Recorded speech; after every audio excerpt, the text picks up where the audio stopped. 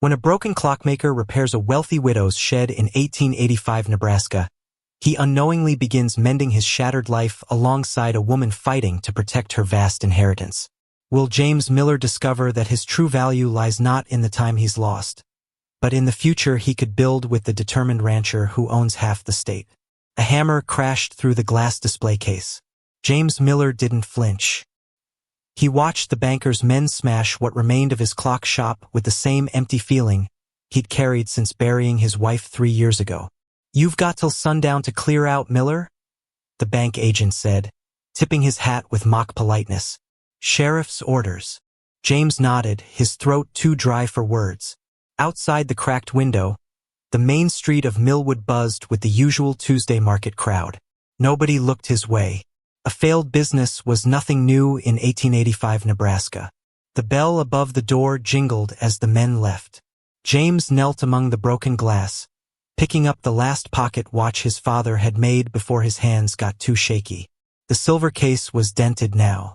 Fitting, he thought. "Ain't much worth saving," came a voice from the doorway. James turned to find Pete Wilson, the butcher from across the street. The heavy-set man shifted uncomfortably in the silence. "Town's taking up a collection," Pete continued, "for the stagecoach fair. Get you to Lincoln, maybe. More work there."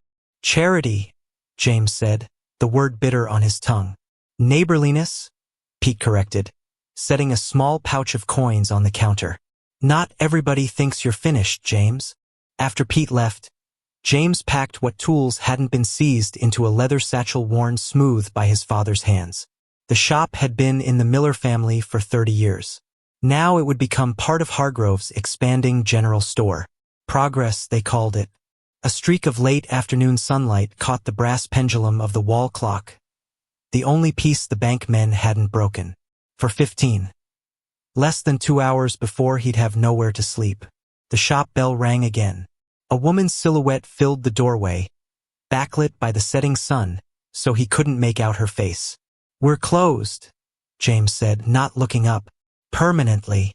"I'm not here for a timepiece," she replied, her voice carrying a quiet strength that made him look up despite himself. "I need someone good with their hands." James finally saw her clearly. Sarah Caldwell. Her name rippled through town whenever she made one of her rare appearances. The widow who'd inherited the biggest ranch in 3 counties. "There are younger men who'd do it for less," he said. Sarah stepped fully into the shop, her boots crunching on broken glass. Up close, he noticed the tiny lines around her eyes, the strand of gray in her otherwise chestnut hair. She wasn't young either. "I need a shed repaired. Properly." She placed a small purse on the counter. The coins inside clinked heavily. With attention to detail, James stared at the purse. "Why me?" "My husband collected clocks," she answered, her gaze steady. "Said there were 2 kinds of craftsmen in this world. Those who built things to last and those who built things to sell. He said you were the first kind." "Your husband was wrong about me," James said, pushing the purse back toward her. "I failed." Sarah didn't touch the money.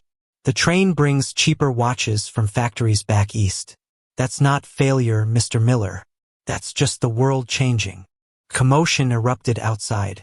Through the window, James saw several men on horseback trotting down the center of Main Street.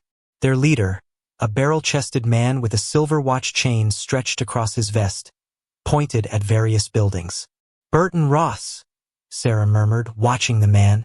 "Buying up half the town since the bank started calling in loans." "And the other half?" James asked. "He's working on it." Sarah turned back to him.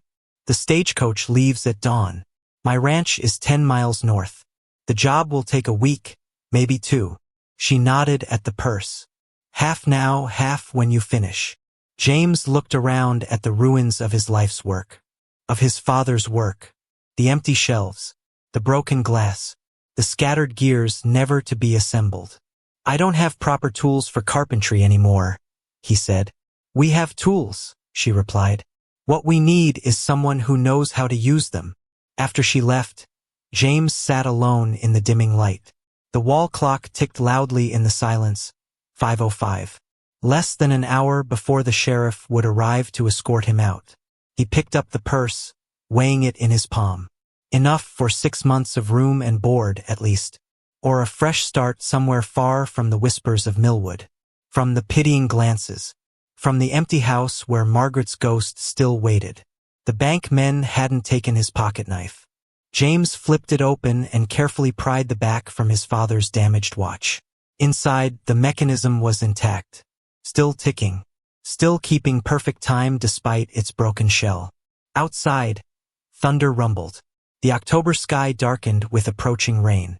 Storm season coming early this year. James closed the watch, wrapped it carefully in a handkerchief, and placed it in his satchel alongside his remaining tools. Then he picked up the purse of coins. Which road would he take at dawn? The one east to the stagecoach? Or the one north to the Caldwell Ranch? And why did the choice feel bigger than just a matter of direction? "Hold the beam steady," James shouted over the howling wind. Rain pelted his face as he balanced on the rickety ladder. Below him, 2 ranch hands struggled with the massive oak beam that would become the central support for the rebuilt shed. "Higher on your end, Mick," he called to the younger hand. "It needs to sit flush." The storm that had threatened yesterday had arrived with a vengeance, turning what should have been a morning's assessment into an emergency operation. Half the shed roof had collapsed overnight, threatening to bring down the remaining structure. "Would have been easier to tear it down and start fresh," grumbled the older hand, Cal, his gray beard dripping with rainwater. "Mrs. Caldwell wants it repaired, not replaced," James replied, hammering a temporary brace into place. "Nail me those brackets." An hour later, soaked to the bone but successful, James climbed down from the secured roof. The 3 men hurried through the downpour toward the main house, a 2-story structure built of sturdy limestone that glowed gold from the lamps inside. The kitchen warmth hit James like a physical force. Sarah Caldwell stood by the massive iron stove, ladling stew into bowls. For other ranch hands already sat at the long table, steam rising from their cups. "You saved it," she said, nodding toward the window where the shed's silhouette stood firm against the driving rain. "For now," James answered, accepting a towel from a young woman he hadn't seen before. "We'll need to replace some of the support beams completely when the weather clears." "This is my sister's girl, Abigail," Sarah explained, noting his glance. "She helps with the house." Abigail couldn't have been more than 16. With the same chestnut hair as her aunt but with a shyness that made her duck her head when introduced. "Your men work hard, Mrs. Caldwell," James said, taking the offered bowl of stew. The rich smell made his stomach growl embarrassingly loud. "Sarah," she corrected, taking her own seat at the head of the table. "And they're short-handed. Lost 3 good hands to the railroad last month." Cal snorted into his coffee. "Lost them to Burton Ross's silver tongue, more like. Man's offering double wages to anyone who'll switch over." Sarah's expression didn't change, but James noticed her knuckles whitening around her spoon. Something passed between her and the old ranch hand, a warning glance that James wasn't meant to see. "The storm should blow over by morning," she said, changing the subject. "I've had Abigail prepare the old foreman's cabin for you, Mr. Miller. It's small but dry." "You had a foreman?" James asked, then immediately regretted the question when tension flickered across the table. "Robert Jenkins," Cal supplied after an awkward pause. "Good man. Ran things after Mr. Caldwell passed. Left 6 months back. To work for Ross," Abigail added softly, then flinched when her aunt's gaze snapped toward her. James focused on his stew, pretending not to notice the undercurrents. Outside, lightning flashed, illuminating the dining room in stark white light. In that instant, he caught sight of a portrait above the fireplace. A stern-faced man in his 50s with a thick mustache, dressed in the formal attire of a decade earlier. "My late husband," Sarah explained, following his gaze. "Charles built this ranch from nothing but a land grant and stubborn determination. 25 years of hard work. And smart trading," Cal added with obvious respect. "Man could spot good horseflesh across a county line." After dinner, James found himself alone with Sarah in the study, a room lined with bookshelves and smelling pleasantly of pipe tobacco and leather. Rain lashed against the windows as she unfurled a map across the massive oak desk. "The shed is here," she said, pointing to a mark near the main house. "Once it's properly repaired, we'll need to reinforce the north paddock fencing before winter." Her finger traced a line to another area. "And the bridge over Fuller Creek needs attention before the spring thaw." James studied the map, slowly realizing its scale. "This is all Caldwell land?" Sarah nodded. 8,000 acres, plus grazing rights on another 12,000 of open range. "That's half the county," she finished for him. "Yes." James looked up, really seeing her for the first time. Not just a widow with a broken shed, but a woman standing alone against forces that would crush most men. "And Burton Ross wants it," he guessed. Sarah folded the map carefully. "Burton offered to buy the ranch the day after Charles's funeral. Said I couldn't possibly manage it alone." The corner of her mouth twitched in what might have been a smile. "I told him I'd rather see it burn." A log shifted in the fireplace, sending sparks up the chimney. In the flickering light, James noticed a chess set on a side table, a game apparently abandoned mid-play. "Charles loved chess," Sarah said, following his gaze. "We played every evening." She moved to the table, picking up a black knight. "No one to play with now." "I know the feeling," James said quietly. The grandfather clock in the corner chimed 9 times. Outside, the storm seemed to be intensifying rather than passing. "Your cabin is across the yard," Sarah said, suddenly businesslike again. "There's a lantern by the door." She hesitated. "The shed, it's not just any building. Charles built it himself when we first married. It was our first home while the main house was being constructed." James nodded, understanding now why she wanted it repaired rather than replaced. "I'll make it right," he promised. The rain had barely slackened when he dashed across the muddy yard to the cabin. Inside, he found a small but comfortable space, a bed, a wood stove already lit, a chair and table, and a washbasin. His satchel sat on the bed, apparently retrieved from where he'd left it by the shed. James hung his wet coat by the stove and sat heavily on the bed. 24 hours ago, he'd been watching his life's work being dismantled. Now he was on the largest ranch he'd ever seen, working for a widow with secrets and steel in her spine. He pulled his father's watch from the satchel, holding it up to the lamplight.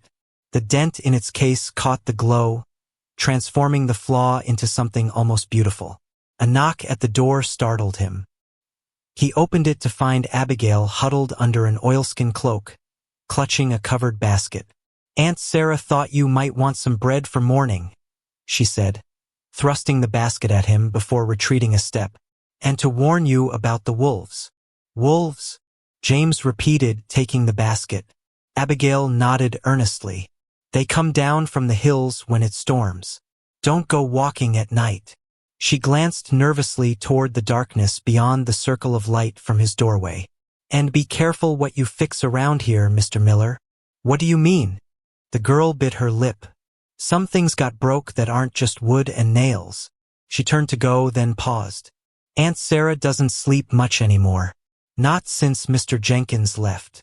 Before James could ask more, she darted away into the rain, leaving him with more questions than when the day began. He closed the door against the storm and returned to the bed, turning the watch over in his hands. The tiny mechanism inside kept ticking, counting moments that would never come again. Like the moments with Margaret, like the moments in his father's shop. James placed the watch on the small table beside the bed. Tomorrow he would begin properly repairing the shed. But he couldn't shake the feeling that there was much more at the Caldwell Ranch that needed fixing. And perhaps, somewhere in all that broken wood and tangled history, there might be a place where he himself could start to mend. Morning light streamed through the cabin window, waking James from the deepest sleep he'd had in years. For a moment he forgot where he was. Then the smell of damp wood and fresh hay brought it all back. The failed shop, Sarah Caldwell's offer, the storm-damaged shed. The pocket watch on his bedside table read 6:30. Late by ranch standards. James dressed quickly and stepped outside into a transformed world. Yesterday's storm had passed, leaving behind a crystalline sky and muddy earth that sucked at his boots with each step. The main house buzzed with activity. Through the kitchen window, he spotted Abigail kneading bread dough. Ranch hands crossed the yard carrying tools and saddles. A normal day's work had already begun. The shed stood waiting, its partial repairs from yesterday holding firm. James circled it slowly, mentally cataloging what needed fixing first. The double doors hung crookedly from broken hinges. The east wall leaned precariously. Yet the bones of the structure remained solid, good craftsmanship underneath the damage. "Good morning, Mr. Miller." James turned to find Sarah approaching, dressed in practical riding clothes, her hair pinned beneath a wide-brimmed hat. Unlike yesterday, a rifle hung casually from her shoulder. "You're armed," he observed. "Always when I ride the north pasture," she replied. "Wolf tracks by the creek this morning." James returned to examining the shed's damaged corner post. "I'll need to replace this entire section. The wood's rotted through." "Take whatever lumber you need from the mill pile," Sarah said. "Cal can help after he fixes the corral gate." She hesitated, then added, "I'm riding out to check on the herds. I should return by dinner." After she left, James set to work, finding comfort in the familiar rhythm of measuring twice, cutting once. By midday, he'd replaced the rotted corner post and was rehanging the doors when Cal trudged over, carrying his own toolbox. "Mrs. Caldwell sent me to help," the older man said, studying James's progress with an approving eye. "You work clean. Been doing this long?" "My father was a carpenter before he switched to clocks," James replied, wiping sweat from his brow. "I learned both trades growing up." They worked side by side through the afternoon, Cal proving a capable assistant despite his age. The man seemed eager to talk, sharing stories about the ranch, the cattle, the harsh winters they'd weathered. James listened, asking occasional questions while his hands stayed busy. "She's doing her best, you know," Cal said suddenly, his tone shifting. "Most folks don't see that." "Who?" "Mrs. Caldwell." Cal nodded, hammering a nail with more force than necessary. "Charles built all this, but Sarah's the one keeping it together. 5 years since he passed, and she hasn't lost an acre despite what Ross and his crowd try." "What exactly does Ross want with her land?" James asked, seizing the opening. Cal glanced around before answering, lowering his voice. "Railroads planning a new spur line. Need right-of-way through Caldwell property to reach the lumber camps up north." He spat into the dirt. "Ross found out first, being on the town council. Now he's buying up everything he can, thinking he'll sell to the railroad at 10 times the price." "And Sarah won't sell?" "Charles wouldn't have," Cal said simply. "So she won't either." The conversation turned to other topics as they finished the day's repairs. By sundown, the shed stood much improved, sturdy, if not yet pretty. They were packing up tools when a rider approached at a gallop, the horse lathered with sweat. "Mick," Cal called as the young ranch hand reined in sharply. "What's wrong?" "Mrs. Caldwell sent me," Mick panted, his face pale beneath his tan. "Says to fetch Doc Peterson. Fast." James stepped forward. "What happened?" "Cattle spooked at something in the north pasture. Her horse went down in a gopher hole." Mick swallowed hard. "She's conscious but can't stand on her left leg. The men are bringing her back now." Cal cursed, already moving toward the stable. "I'll ride with you, boy." "Wait," James called. "Is there anything I can do here?" Mick looked uncertain. "Mrs. Caldwell said to tell Abigail to prepare her room and to tell you to finish the shed. Said it was important." As the riders thundered away toward town, James stood bewildered. Finish the shed? When the woman who owned it might be seriously injured. Inside the main house, he found Abigail rushing to prepare Sarah's bedroom, her young face tight with worry. "She'll be all right," James said, trying to sound more certain than he felt. "You don't know," Abigail replied, her voice breaking. "Last time someone broke a leg out here, gangrene set in. Old Mr. Fletcher died screaming." James helped where he could, carrying hot water upstairs, moving furniture to make space for a sickbed. All the while, his mind churned with questions. Why was finishing the shed so urgent? What secret purpose did it serve? It was nearly dark when the wagon arrived bearing Sarah, her face gray with pain. Doc Peterson had met them on the road and rode in the back with her, his medical bag open on his lap. James and two ranch hands carefully carried her upstairs. While the doctor worked behind closed doors, James paced the study downstairs. His eyes fell on the map they'd examined yesterday. The north pasture Sarah had been riding through was marked with small X's in different colored inks. He leaned closer, trying to make sense of the notation. Those are the fence-cutting incidents. James turned to find Abigail in the doorway, a tray of coffee in her hands. Fence-cutting. She nodded, setting down the tray. Someone's been cutting our fences at night. Cattle wander off, predators get in. Started about a month after Mr. Jenkins left. The pieces were starting to fit together in James's mind. That's why your aunt rides armed.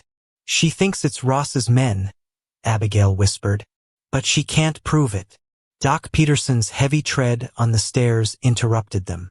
The white-haired physician looked tired but not grim. Clean break, he announced. Said it properly. 6 weeks minimum before she's back on a horse. He accepted the coffee Abigail offered. She's asking for you, Miller. Upstairs, Sarah lay propped against pillows, her left leg splinted and bandaged. Pain had carved new lines in her face, but her eyes remained clear and focused. You should rest, James said, uncomfortable in the intimate setting of her bedroom. I need you to listen, she replied, her voice weaker than he'd heard before. The shed must be finished before the first snow. It will be, he assured her.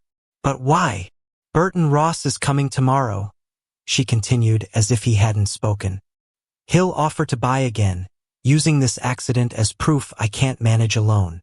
Her fingers clutched at the quilt. I won't sell. James moved closer to the bed. I saw the map, the fence cutting. Cal told me about the railroad plans. Sarah's eyes closed briefly. Then you understand what's at stake. I understand Ross wants your land, James replied. I don't understand why finishing a shed stands in his way. For the first time, Sarah smiled, a small, pained curve of her lips. Because it's not just a shed, Mr. Miller. It's a statement. She shifted, wincing. Open the drawer in that table. James did as instructed, finding an envelope inside. From it, Sarah withdrew a folded document. Charles's will, she explained. The ranch passes to me only if I maintain all the original structures he built, including that shed. Her eyes held his. If any are torn down or replaced rather than repaired, Burton Ross, as Charles's former business partner, has first right to purchase the entire property at the original land grant price. Understanding dawned like a cold sunrise. That's why you needed it repaired, not rebuilt. The shed is the only original structure left, she confirmed. And Ross knows it. The fire last spring that took the old barn wasn't an accident. The storm damage to the shed's roof probably wasn't either. James stared at the document, its legal language suddenly revealing the trap closing around Sarah Caldwell. I'll finish it, he promised. Every board, every nail. She reached for his hand, her grip surprisingly strong. I'm asking more than that, James. I need eyes I can trust while I'm bedridden. Someone Ross can't buy or frighten away. Why me? He asked for the second time since meeting her. Because, she said simply, you know what it means to lose everything and still keep going. Burton Ross arrived at precisely 10 o'clock the next morning, driving a gleaming black buggy pulled by matched gray horses. 2 men on horseback flanked him, ranch hands with guns visible on their hips. From the shed roof where he worked, James had a perfect view of their approach. Subtle as a cattle stampede, Cal muttered from below, handing up another shingle. James hammered it into place with 3 sharp blows. Does he always bring armed men to pay a social call?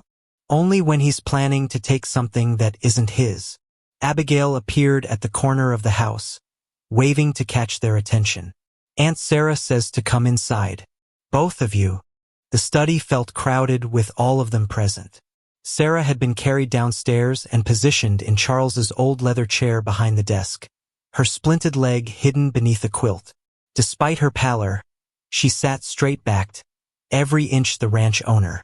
Ross removed his hat upon entering, revealing thinning hair slicked back with oil. His smile didn't reach his eyes. "Sarah, my dear, news of your accident reached town. I came as soon as I heard." "How thoughtful," Sarah replied coolly. "Especially since Doc Peterson only set my leg last night." Ross's gaze swept the room, pausing on James. "New faces already? Moving quickly to replace your staff." "Mr. Miller is repairing the old shed," Sarah said. "At my request." "Ah!" Something flashed in Ross's eyes. Calculation, frustration. James couldn't tell which. "The shed, of course." He placed his hat on the edge of the desk. "Though in your current condition, perhaps it's time to reconsider my offer." Cal shifted his weight, the floorboards creaking beneath him. Ross's two men moved slightly apart, hands casually near their weapons. "I'm not selling Burton," Sarah stated firmly. "Not today. Not ever." Ross sighed, the sound theatrical in the tense room. "You misunderstand me. I'm offering to help manage things while you recover." He withdrew a document from his coat pocket. "A temporary arrangement. 6 months, perhaps. My men would oversee the ranch operations. You'd retain ownership, of course." "While you take a management fee?" Sarah asked. Ross smiled thinly. "A small percentage. Hardly worth mentioning. And coincidentally gain control of the north pasture where the railroad wants right-of-way?" The smile vanished from Ross's face. "You've been listening to rumors, Sarah. Unbecoming for a lady of your standing." James watched the exchange with growing unease. Ross was too confident, as if he held cards not yet played. "Your concern is noted," Sarah said dismissively. "Now, if you'll excuse us, Mr. Miller and I have ranch business to discuss." Ross didn't move. Instead, he withdrew another document. "Before I go, you should know I've purchased the bank note on your cattle loan." The color drained from Sarah's face. "That's impossible. The loan isn't due for another year." "Banks can be persuaded to sell debts to interested parties," Ross replied smoothly, "especially when the debtor has recently suffered an incapacitating accident." Cal took a step forward, but Sarah raised her hand to stop him. "How much?" she asked quietly. "The original amount plus 20%, Ross answered. "Due in 30 days. Unless, of course, you prefer my management offer." He laid both documents on the desk. "I'll give you time to consider. A day should suffice." After Ross and his men departed, silence hung heavy in the study. Sarah stared at the papers before her, her expression unreadable. "He can't do this," Cal finally said, his voice rough with anger. "He just did," Sarah replied flatly. Then, to James's surprise, she smiled, a dangerous curve of her lips that transformed her face. "But he made a mistake." "What mistake?" James asked. "He showed his hand too soon." Sarah pulled the quilt from her leg, wincing as she shifted in the chair. "Cal, ride to Judge Harmon's house. Tell him I need to see him immediately. Bring back Jenkins if you can find him." "Jenkins?" Abigail echoed, surprised. "But he works for Ross." "Yes." Sarah turned to James. "How quickly can you finish the shed?" 2 days, maybe 3 for proper weatherproofing," he answered. "You have 1. By sundown tomorrow, I want it complete." Her gaze was steel. "Cal, go now. Mr. Miller and I need to examine the records Charles kept on his dealings with Ross." Hours later, James's head swam with figures. Spread across the desk were ledgers, contracts, and loose papers documenting years of business between Charles Caldwell and Burton Ross. Sarah directed him through each document, her lawyer's daughter background evident in how quickly she identified relevant passages. "Here," she said, tapping a yellowed contract. "The cattle partnership from '79. Ross provided breeding stock, Charles provided land and care. Profits split equally." James rubbed his tired eyes. "What are we looking for exactly?" "Inconsistencies. Unfulfilled terms. Anything we can use. She pushed another ledger toward him. Check these breeding records against the sale receipts. Working together, they pieced together a disturbing pattern. Ross had systematically underreported cattle sales, skimming profits that should have been shared with Charles. The amounts weren't large enough to notice individually, but over years they added up to a substantial sum. If we can prove this, Sarah said, excitement bringing color to her pale cheeks, we can challenge his purchase of the loan. A knock interrupted them. Abigail entered, carrying a tray of food neither had requested. You need to eat, she insisted, setting it down. Then, more quietly, riders coming. 4 of them. James moved to the window. In the fading afternoon light, he saw 4 men approaching, not Ross's men from earlier, but strangers with the hard look of hired guns. They're heading for the bunkhouse, he reported. Not the main house. Sarah's expression darkened.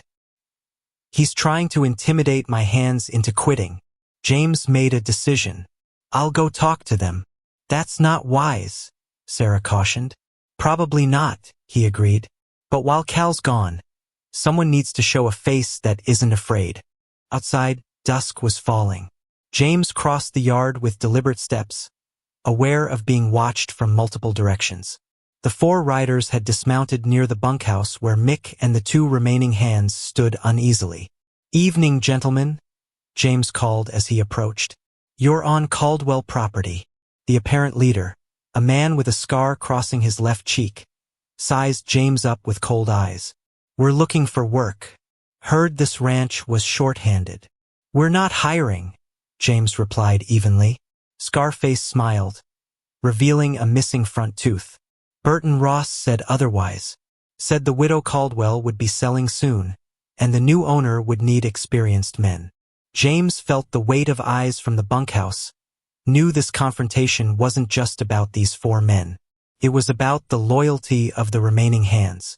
Mrs. Caldwell isn't selling, he stated clearly, and Mr. Ross doesn't speak for her. You her new foreman? Scarface asked, hand resting casually near his holstered pistol. James had never been in a gunfight in his life, had never even fired a weapon at anything but wild game. But in that moment, he understood that appearances mattered more than reality. I speak for Mrs. Caldwell in this matter, he said carefully, and I'm telling you to ride out while it's still light enough to see the road. Mick stepped forward, a rifle appearing in his hands. You heard him. The 2 other Caldwell hands emerged from the bunkhouse, similarly armed, not pointing their weapons but making their presence known. Tension stretched between the groups like an overwound watch spring. James waited, his heart hammering against his ribs, trying to project a confidence he didn't feel. Finally, Scarface spat on the ground.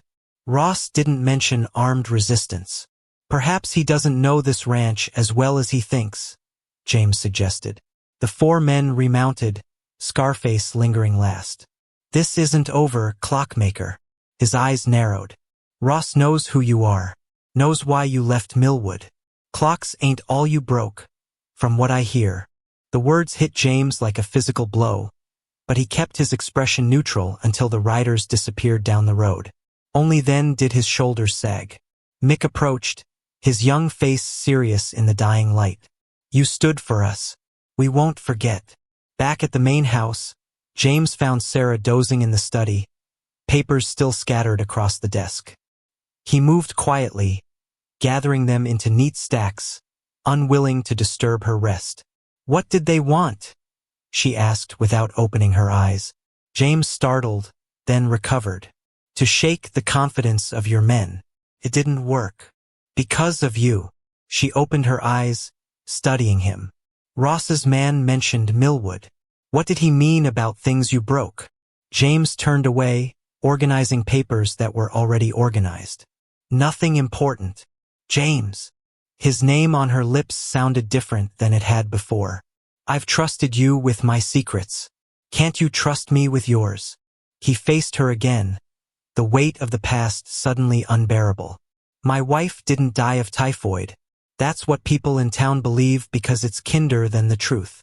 Sarah waited, her expression free of judgment. She fell, he continued, the words coming with difficulty. Down the stairs in our home. I was working late at the shop. Found her in the morning. He swallowed hard. She'd been drinking.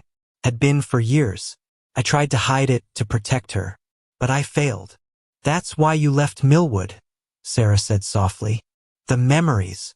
James nodded. And the whispers. Some thought I pushed her, though no one said it to my face.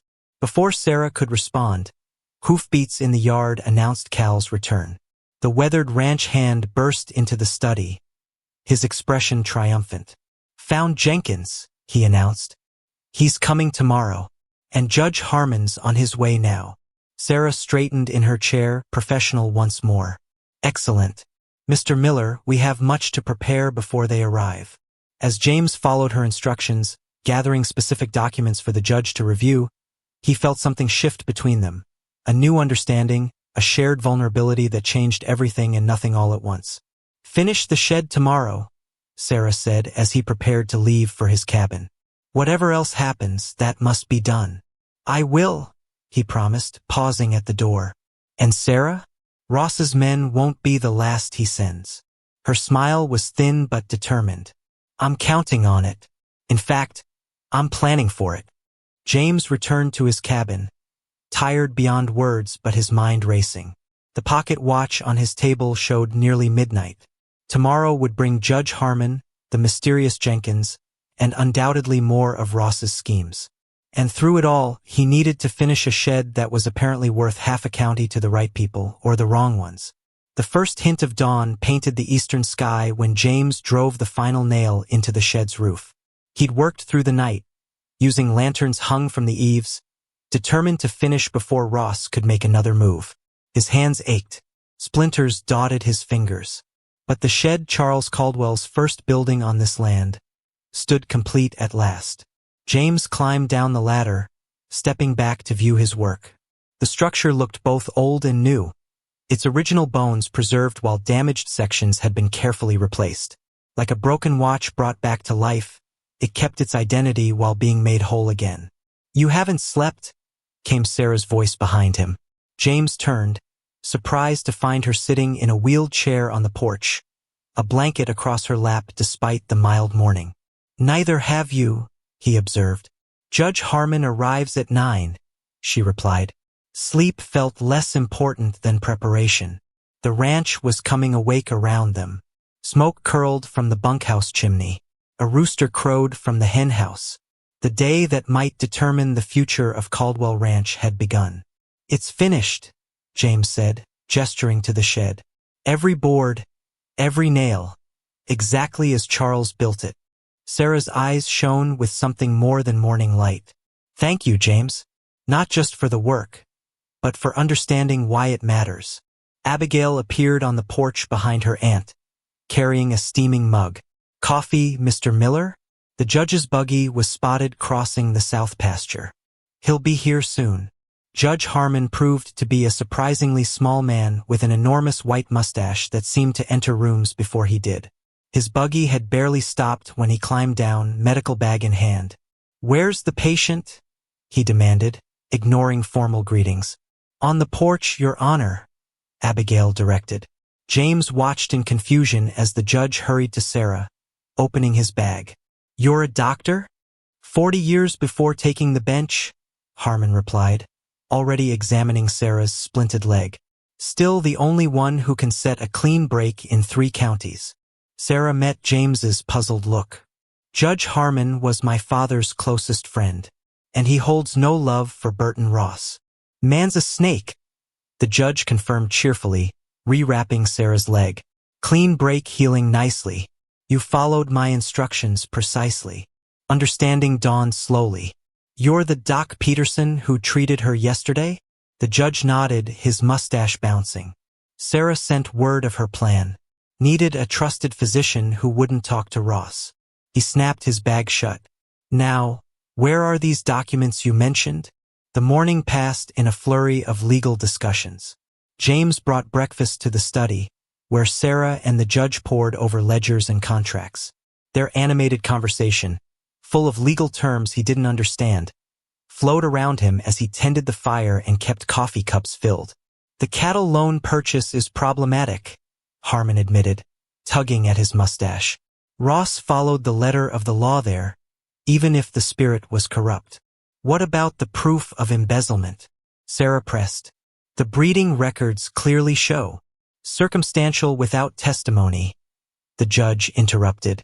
We need Jenkins. As if summoned by his name, hoofbeats sounded in the yard. James moved to the window, expecting to see Cal returning with the former foreman. Instead, he found Burton Ross dismounting from his black gelding, this time accompanied by 6 riders.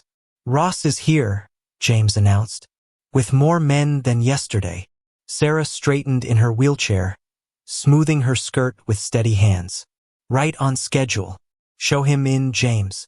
Let's see what new threats he brings today. Ross entered the study like a man accustomed to owning any room he visited. His confident smile faltered only slightly at the sight of Judge Harmon seated beside Sarah's desk. Your Honor, he acknowledged stiffly. I wasn't aware this was a legal proceeding. It's not, Harmon replied mildly. Just visiting an old friend's daughter. Lovely day for it. Ross recovered quickly, placing his hat on a side table. Indeed, I've come to see if Mrs. Caldwell has considered my offer. His gaze sharpened on Sarah. The 30-day deadline stands, unless you prefer my management proposal. Actually, Sarah replied, I've been reviewing some interesting documents, records of cattle sales from the partnership between you and my husband. A muscle twitched in Ross's jaw, the first crack in his composed facade. Ancient history. Charles and I settled all accounts before his passing. Apparently not, Judge Harmon interjected, holding up a ledger. These figures suggest otherwise. Ross's expression hardened. You're overstepping your authority, Harmon. This isn't your courtroom. No, but it soon could be, the judge replied evenly. Fraud makes for interesting legal proceedings. The standoff stretched taut between them. James remained by the window watching Ross's men outside. They'd spread out around the yard, hands near weapons, waiting for a signal. Where's Cal? Sarah asked suddenly, her question directed at James. Still not back with Jenkins, he answered, understanding her concern. They needed the foreman's testimony to complete their case against Ross. Ross smiled, the expression unpleasant. Perhaps your loyal ranch hand encountered difficulties on the road. These are dangerous times for travelers. The implied threat hung in the air. Sarah's fingers tightened on her armrests, but her voice remained steady. Burton, you've wanted this land since Charles first claimed it. You've tried buying it, cheating for it, and now threatening for it. When will you accept that it will never be yours? When you're ruined or dead, Ross answered bluntly, his pretense of civility falling away. The railroad meeting is next week. The right-of-way will be decided then. Without access through the north pasture, they'll choose another route. His face flushed with anger. Do you understand what that means? Everything I've built, every investment I've made, becomes worthless. So that's what this is about, Judge Harmon mused. Insider information about the railroad plans. Interesting. Ross realized his mistake too late.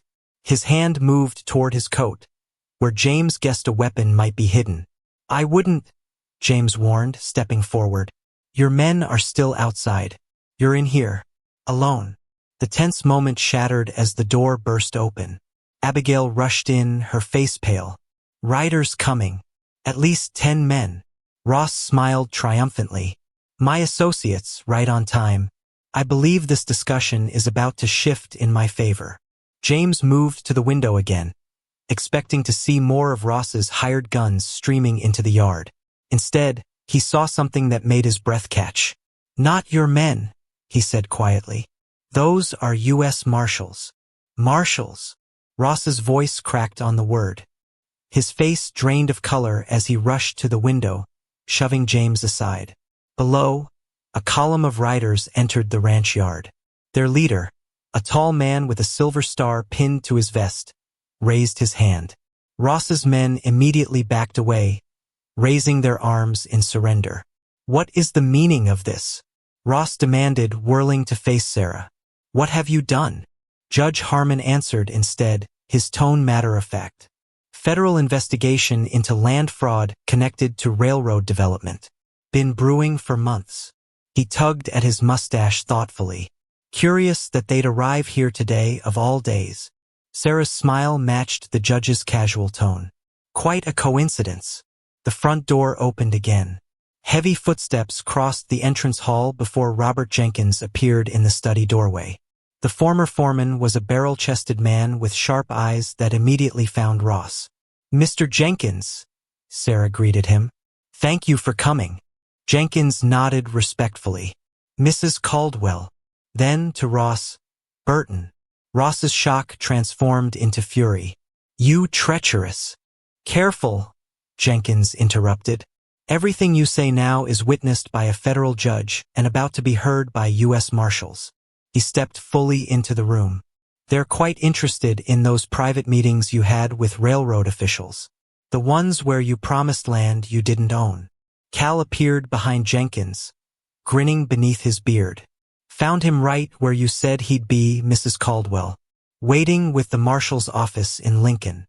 Understanding dawned on James like a thunderclap.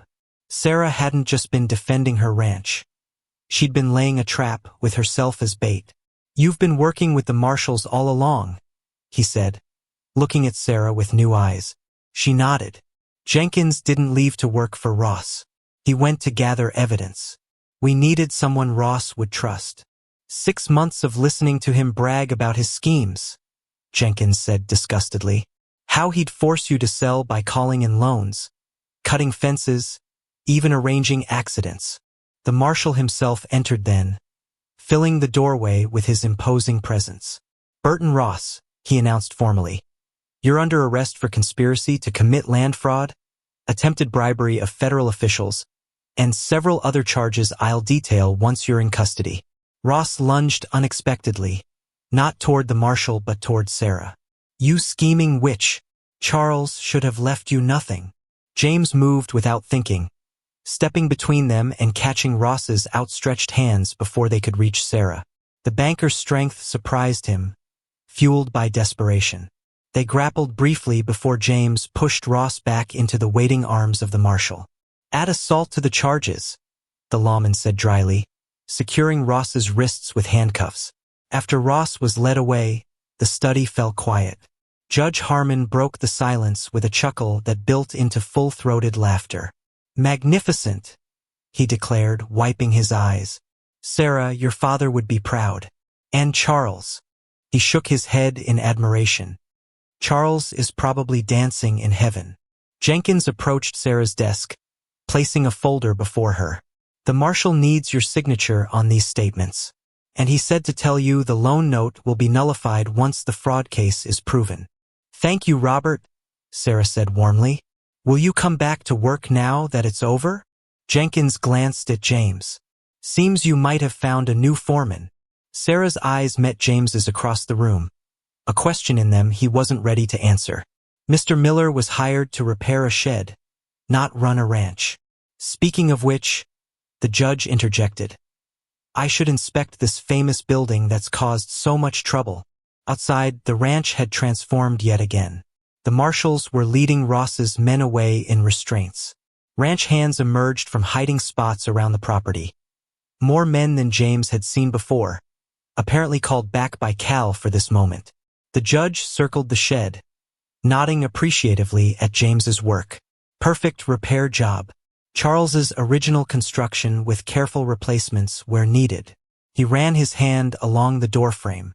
Legally speaking, this meets every requirement of the will. You knew about that condition? James asked. I wrote it, Harmon replied simply. Charles knew Ross would try something after he was gone.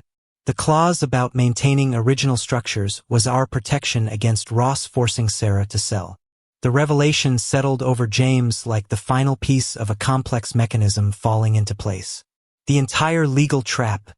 You planned it years ago. Charles planned for possibilities, Sarah corrected, her wheelchair pushed by Abigail onto the packed earth of the yard. I merely followed his example when the railroad plans emerged. She looked different today, more vibrant despite her injury, as if a weight had lifted. James realized the shed had never been just a building to her. It represented a promise to her late husband, a duty fulfilled. "What will you do now?" he asked, surprised by how much her answer mattered to him. "Run my ranch," she replied without hesitation. "Rebuild the herd. Negotiate with the railroad for a fair price on the right-of-way." She paused, studying his face. "Unless you have other suggestions?" Before James could answer, Abigail cried out in delight. "Look!"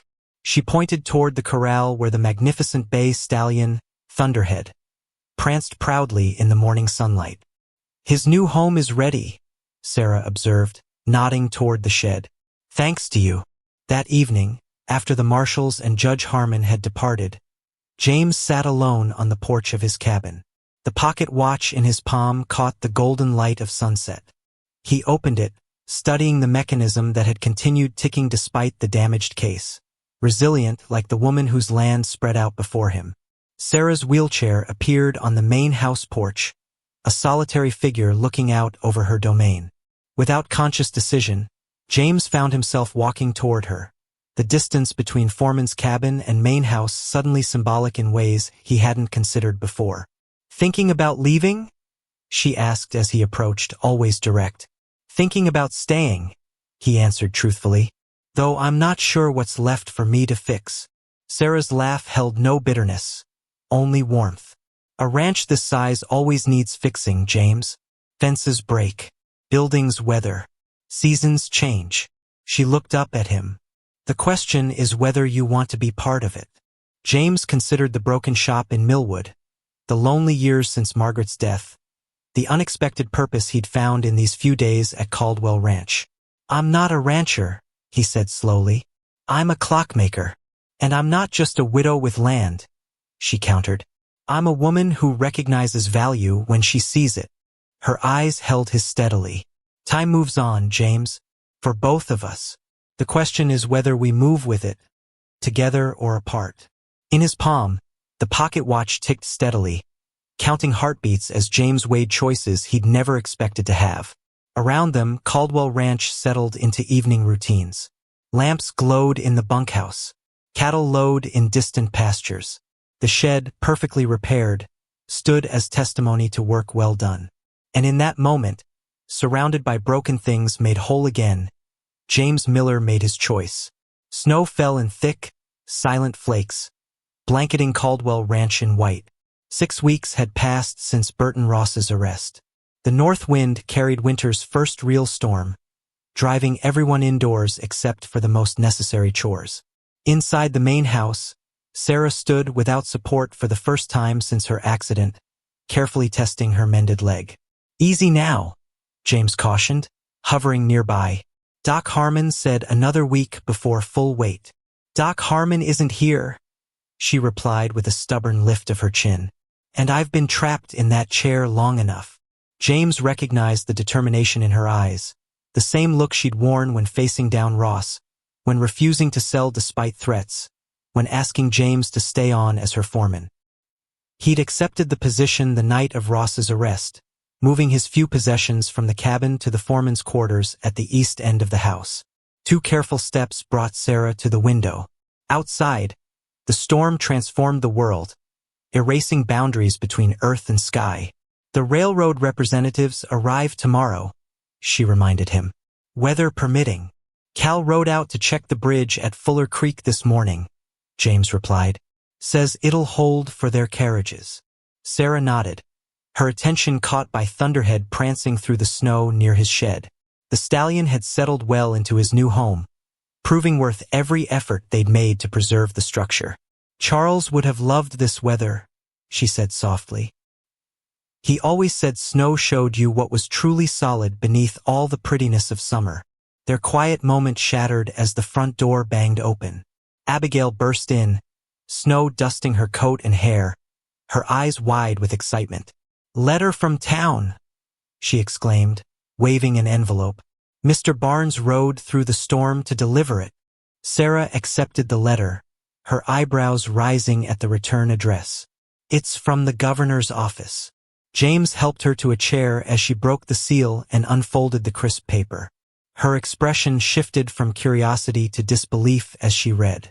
"Ross has been pardoned," she announced, her voice flat with shock. "What?" James took the letter, scanning its official language. "How is that possible? The evidence was insufficient to proceed with charges," Sarah quoted bitterly. "Political connections." The letter mentions considerations of economic development as justification. Abigail clutched her aunt's hand. "Does this mean he's coming back?" Sarah exchanged a troubled look with James. "It means he's free to try." The warm sitting room suddenly felt cold despite the crackling fire. All their careful planning, the trap they'd laid for Ross, undone by a politician's pen stroke. "The railroad meeting," James realized aloud. "Ross will be there tomorrow." "Yes." Sarah's fingers tightened around the letter. "With every reason to block our negotiations." Later that evening, after Abigail had gone to bed, James found Sarah in Charles's study. Maps of the property covered the desk, the north pasture section prominently marked where the railroad sought right-of-way. "We need a new strategy," she said without preamble. "Ross will try to convince the railroad that dealing with me is too complicated, too risky." James studied the map, remembering the shed and how its repair had thwarted Ross's first plan. "We need to think like him. What would he want now, more than anything?" "Revenge," Sarah answered immediately. "And the railroad contract. Then we offer him one to prevent the other." James traced a line across the map. "What if we proposed a joint right-of-way? The railroad gets access through both your land and the sections Ross controls in town." Sarah's eyes widened with understanding. A compromise Ross can't publicly reject without looking petty and undermining his own interests. She considered the idea, drumming her fingers on the desk. It might work, but he'd still technically win. "Sometimes winning means not losing everything," James replied, thinking of his shop in Millwood, of all he'd left behind and all he'd gained since. Sarah met his gaze across the desk. In the lamplight, he noticed threads of silver in her chestnut hair that hadn't been there when they first met. The past weeks had marked them both. "You're talking about more than the railroad," she observed. "Maybe I am." James hesitated, then pushed forward. "Sarah, whatever happens tomorrow with Ross and the railroad, I need to know where I stand with you." "You're my foreman," she replied carefully. "Is that all?" The question hung between them, filled with unspoken possibilities. Since the night of his decision to stay, they'd settled into a comfortable working relationship, rebuilding the ranch together. But certain boundaries remained uncrossed, certain words unspoken. Sarah rose from her chair, wincing slightly as she put weight on her healing leg. "James, A thunderous pounding at the front door interrupted whatever she might have said. They exchanged alarmed glances before James hurried to answer it. Cal stood on the porch, snow plastering his coat and beard, his expression grim. "Bridge is gone," he reported. Fuller Creek's turned to a rushing river with the snowmelt from the hills. No way in or out of the north section. "The railroad meeting," Sarah said, coming up behind James. "Nobody's crossing that creek tomorrow," Cal confirmed. "Or for several days, I reckon." Sarah's face hardened with sudden determination. "Then we cross tonight." "That's madness," James protested. "In this storm? With your leg barely healed?" "The meeting will proceed with or without us," she insisted. "If we're not there, Ross wins by default." She turned to Cal. "Prepare the sleigh. Pack supplies in case we're stranded in town. We leave in an hour." James watched her limp determinately toward her room to dress for travel, concern warring with admiration. This woman who owned half the state was willing to risk her safety rather than concede an inch to Burton Ross. And James Miller, once a defeated clockmaker waiting for time to run out, now found himself planning a dangerous journey through a blizzard to help her succeed. Some gears, it seemed, were still turning after all. The sleigh runners hissed through fresh snow as Cal steered the team along the barely visible road. James sat beside Sarah in the back, wrapped in layers of blankets and furs against the biting cold. The storm had intensified, wind howling around them like hungry wolves. 2 miles to Fuller Creek, Cal shouted over the wind. Roads disappearing fast. James felt Sarah's body tense beside him. In the dim glow of the sleigh's swinging lantern, her face was a pale oval of determination. We should turn back, he urged, leaning close to be heard. This is too dangerous. More dangerous than letting Ross win? She countered. Than losing everything Charles built? Everything I've fought to preserve. Before James could answer, Cal's warning shout cut through the storm. Creek ahead. Banks are overflowing. The sleigh slowed as they approached what should have been the bridge. In its place, a churning mass of water and ice stretched 30 feet across, the wooden remains of the structure visible only as jagged splinters protruding from the froth. Cal reined the horses to a stop at a safe distance. No crossing that tonight, he declared flatly. Not even if the Lord himself came down to guide us. Sarah stared at the obstacle, frustration etched in every line of her face. There must be another way around. Nearest crossing is Miller's Ford, Cal replied. 10 miles east. We'd never make it before morning. James studied the creek, recalling the property maps he'd memorized over recent weeks. What about the old trapper's cabin? The one on this side of the creek, near the north boundary. Cal's expression brightened. Could reach it in an hour, weather permitting. Solid shelter, if it's still standing. We could wait out the storm there, James continued, then attempt Miller's Ford at first light. Sarah nodded reluctantly, seeing the logic even as she chafed at the delay. Let's go. The journey to the cabin tested the limits of their endurance. Twice the sleigh nearly overturned in deep drifts. The horses struggled, steam billowing from their nostrils as they fought through snow past their hocks. Wind cut through layers of clothing, finding every opening, every vulnerable spot. When the dark outline of the cabin finally appeared, James nearly wept with relief. The small structure looked abandoned but intact, a chimney jutting from its snow-covered roof.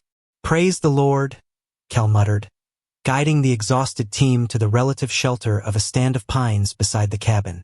James helped Sarah from the sleigh, practically carrying her through the snow to the door. Inside, the cabin was cold and musty but sounder than its exterior suggested. A stone fireplace dominated one wall. Rough-hewn furniture, a table, 2 chairs, a narrow bed frame, waited like patient ghosts for inhabitants. Cal followed with their supplies, then returned to tend the horses. I'll stable them under those pines, he called through the door. Be back once they're settled. James busied himself with building a fire while Sarah explored the cabin's single room. The previous occupant had left firewood stacked neatly beside the hearth. Small mercies in their dire situation. Charles and I stayed here once, Sarah said unexpectedly, running her hand along the windowsill. During our first winter on the ranch. A storm much like this one caught us checking fence lines. Her voice softened with memory. We were trapped for 3 days. The kindling caught, flames licking upward, bringing light and the promise of warmth to the frozen cabin. James added larger pieces of wood, careful to build the fire properly. Was it very difficult, those early days? He asked. Sarah smiled, the expression softening her face. Difficult, yes, but also wonderful. Everything was possibility then. She sat on one of the wooden chairs, stretching her injured leg carefully. We were younger than you are now, full of dreams and stubbornness. The fire grew stronger, pushing back the darkness, creating a circle of warmth in their small shelter. Outside, the storm continued its assault, wind battering the walls, snow hissing against the windows. What about your wife? Sarah asked gently. What was she like before? James hadn't spoken of Margaret at length to anyone since her death. The words came slowly at first, then with increasing ease. Lively. That's the word that always comes to mind. She filled rooms with energy, with laughter. He poked at the fire, watching sparks rise. The drinking started after our son died. Fever took him before his first birthday. I didn't know, Sarah said softly. Few did. James stared into the flames. We both broke in different ways. I buried myself in work. She found oblivion in bottles. The door banged open, admitting a flurry of snow and a frost-covered Cal. Horses are secure as can be, he reported, stomping his feet to clear them. Storm's getting worse. Sarah motioned him closer to the fire. Will we make Miller's Ford by morning? Cal shook his head grimly. Not in this.